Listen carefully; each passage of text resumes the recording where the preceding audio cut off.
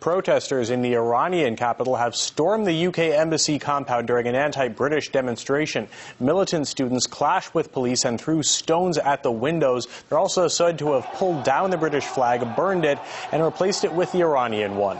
The incident comes after Iran resolved to reduce diplomatic relations with the UK following its decision to impose further sanctions on Tehran.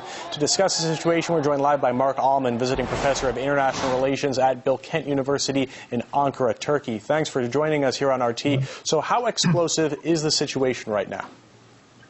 Well, this particular incident is more symbolic. There were relatively small numbers of people involved, and in many ways the British embassy staff seem to have been expecting it to escape through the back door. But it does, I think, symbolise the deep discontent and distrust of Britain amongst Iranians. They see Britain as perhaps much more active in international affairs than many British people do. They remember the history of British involvement in occupying Iran in the past, in taking over its oil industry and so on, which is largely forgotten in Britain itself. It is current history, if you like, for Iranians. And with the current tension over the nuclear project, with the sanctions we refer to, many Iranians, I think, and certainly the government wants them in Iran, to see Britain as being, if you like, the attack dog of the United States, what used to be called the little Satan to the big Satan of the United States.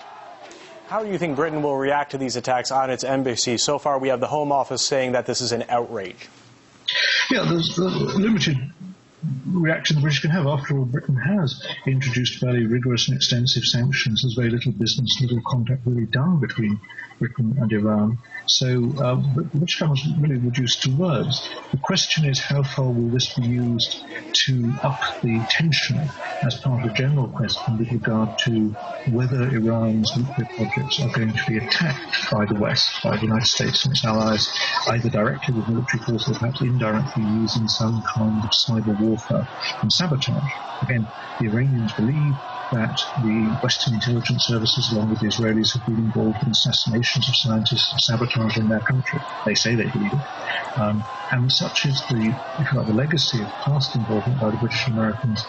Again, in the 1950s and so on, it seems ancient history to us. It seems only yesterday to many Iranians. But this is a dangerous situation where people believe in Iran, many people I think do believe, that the West is engaged in sabotage and terrorism against them, even if the West denies it, and the West is primarily trying to play a game of reducing Iran's military potential and saying you shouldn't develop the nuclear project because they could lead to a bomb.